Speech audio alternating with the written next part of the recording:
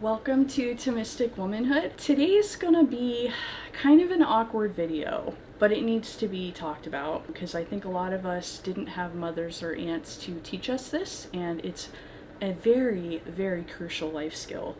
So what we're gonna talk about today is how to avoid having sex with a guy.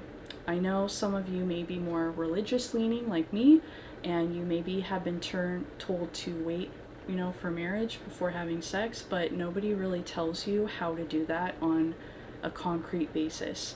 So that's what we're going to talk about in this video. This is actually going to be the first of two.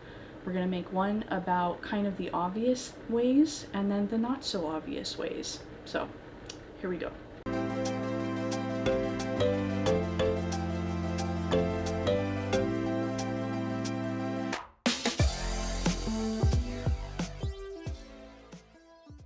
Welcome to Thomistic Womanhood. Happy Thomistic Tuesday, or whenever you see this. We're going to be talking about how to avoid having sex with a guy. This, I feel, is an awkward video to make, and honestly, I don't know how to make it without making it sound prudish. Obviously, sex is a good thing. I'm not saying it's bad.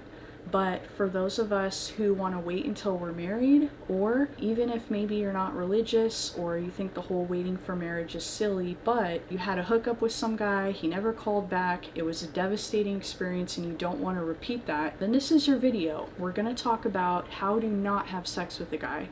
There are loads of videos out there, websites, articles, video channels that will tell you how to have sex with a guy, how to be good in bed, how to be seductive, but nobody really talks about the opposite. Now, once you're married, you want to have some skill in the bedroom, that's cool.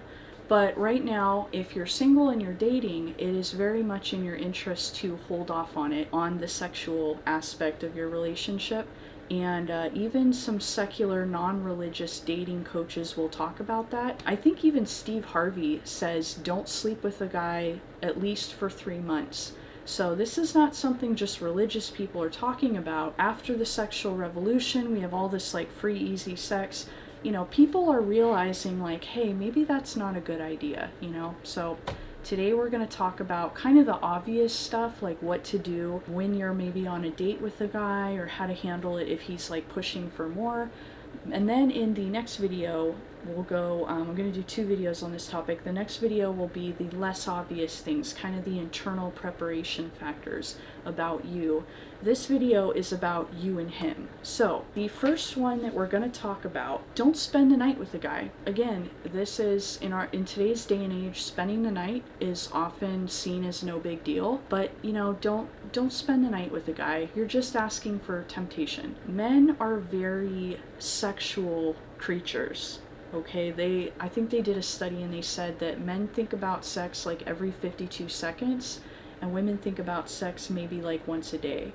So men are very, they just have a lot of hormones. They're biologically different than women, and they really want to have sex. And if you put them in a situation where you're spending the night with a guy and you're, maybe sharing a bed with him, even if he says nothing will happen or whatever, just don't put yourself in that situation, just say no to that. Number 2, don't come over to his apartment alone or hang out alone at your apartment. This is why a lot of Netflix and chill, or hey, come over to my apartment and let's just cuddle, or hey, why don't you come over and I'll make you dinner and we can hang out at my apartment.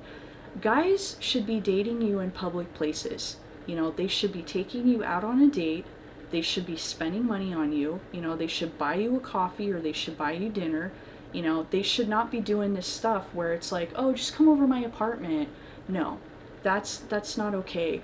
And, not only is it kind of showing like, hey, I'm a low effort guy, I don't really want to, put much effort into wooing you and getting you, it can be a very sexual temptation, because you guys are alone together, there's no one to really, watch what's going on, and there's no third party to like maybe think, because people are social, we're worried about judgment, we don't want other people to be like, what are you doing, that's why guys are not going to make a move on you in public, they're going to do it when you're alone. So that's why, don't be alone with guys. They should be they should be dating you in public places.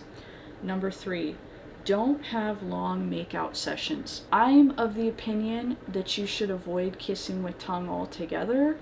I understand that's a pretty extreme view, maybe to some of you. It used to be the norm in dating, and if you're Catholic, it can be considered a pretty serious sin if you're doing these, big makeout sessions and you're passionate, these passionate kisses. That's wrong, and you shouldn't be doing that. So for those of you that maybe you're not religious and you're just watching this, still, I would encourage you not to have these like passionate kissing with tongue sessions, because what that's going to do is it's going to rile up both of you and it's going to make you want to go farther. Kissing with tongue should be considered foreplay. It really should, because that's what it is. I know we don't consider it that way, and I know some of you may be like, well, I can kiss a guy with tongue and it doesn't really turn me on. And okay, that's fine, but it will often turn on the guy and it can lead him to kind of physically push you for more. And so just having these, big makeout sessions, that just can get you guys riled up, and it's just going to put you in a situation where you're going to have to put the brakes on something, and it can be really hard to do that. So don't even put yourself in that situation. Try to avoid doing that. Number 4, don't spend a lot of time alone with him. Back in the day, people used to call this getting into a scrape. Like in the 30s and 40s, women would say, oh, I got in a scrape with this guy, and it's when you ended up alone with some guy, maybe in a room or in a car, and it was considered a compromising situation for women. Now, thankfully, society has progressed to the fact that we know a woman's not like a slut or something if she's alone with a guy, because in workplace situations, often you have to be alone, maybe you have to have a one-on-one meeting with your boss to discuss your performance or things like that, and you'll often be alone with men. So it's not in itself a bad thing, and it can be a very normal part of society nowadays. However, when you're dating someone and there is a sexual attraction there, as it should be, you should date people you consider hot, because if you're going to get married and have kids with them, you need to pick somebody that you actually feel like procreating with. So there's nothing wrong if you think a guy's hot. However, it does make it risky to spend a lot of time alone with him. Now, obviously, I'm assuming you're going to pick a guy who's honorable and, he's somebody you can be alone with and he's not going to like hurt you. But at the same time, as I said for number 2, don't be at his apartment alone. Again, just be careful about it. Don't hang out in his car alone or your car alone after a date, and have these long conversations alone in the car, or, maybe just, after a party, maybe you're at a house party and you guys just ended up in a room alone together, in a discussion, and next thing you know, everybody else in the conversation left and you guys are alone. Be aware of that. It can be a bit of a risk, so just something to be aware. Let's see, what's the next one? Don't hang out with him past 9 p.m. There are a lot of biochemical processes in our brains that shift after 8 p.m. and then those chemicals can actually lower our resistance and our inhibitions, and they make it a lot easier to sleep with someone. And that's why back in the day, there used to be a rule, I think it was like nice girls don't date past 8 p.m. or something. I think 8 p.m.'s might be a little extreme. I'd say maybe more like 9 or 10 p.m., because let's be real, a lot of movies start at like 7. So the exact time, I think there's a little wiggle room on it. But again, if it starts becoming like 9:30, 10 p.m., you should probably be getting home. And if a guy wants to, this is also not just about sex, this is about common decency. He should get you home at a decent hour so you get enough sleep. If he expects you to be out, till midnight, 1 in the morning, you're going to be exhausted the next day, so it can also be just basic consideration. Guys should get you home at about 9 p.m. so that you have time to get ready for bed and go to sleep and wake up refreshed the next day. But again, there is also a side reason that, mentally in our brain and our inhibitions, sex will often happen easier late at night. That's just the way our bodies are designed. So it's something to be aware of. The next one, don't drink with him. Alcohol is an aphrodisiac, it can lower our inhibitions. I think most of us know this. Not drinking with a guy tends to be a common one. I think if anybody's going to give practical tips on how to not sleep with a guy, alcohol I think is the one thing that does come up. So many of you probably know that. So, there's nothing new about this. Don't drink with guys. It can lower your inhibitions. A lot of pickup artists, they want you drinking, they want you loosened up. I'm not even talking if they like spike your drink. Obviously, if they spike your drink, that's super dangerous. But even if they don't, alcohol it has aphrodisiac properties. And in case you don't know, aphrodisiac is something that makes your body want sex. It turns on those like sexual processes in your body. So anything that's an aphrodisiac will do that, and alcohol does have some aphrodisiac type properties. You don't want to drink alcohol with guys. If you're having dinner and you're out with some guy and you want to have like a little glass of champagne, or you're having a nice meal and you want to have a little glass of red wine or something, that's different. But if you're on an empty stomach and you meet a guy at a bar and you're drinking, or maybe you already had a drink and you're starting to feel a little fuzzy, stop there. Don't put yourself at risk. The next one, and this is a big one, this is something women used to know back in the day. This is old wisdom that women used to know that we are completely never being told nowadays. But women, we all know men get turned on by what they see. Have you ever thought what women get turned on by? We get turned on by what we hear. So when we hear a guy whispering these like romantic things in our ear, and oh, I would never make you uncomfortable, and you're the most beautiful woman I've ever seen, no one touches me the way you do, things like that, really those like romantic sweet nothings. When men are turned on, they can naturally get very romantic like that. Most men can be pretty romantic, it's not, a lot of people are like, oh, men are just like these insensitive, like, ugh, I don't think that's true. A lot of men are actually very romantic, and when they get turned on, they kind of like let that side of them out.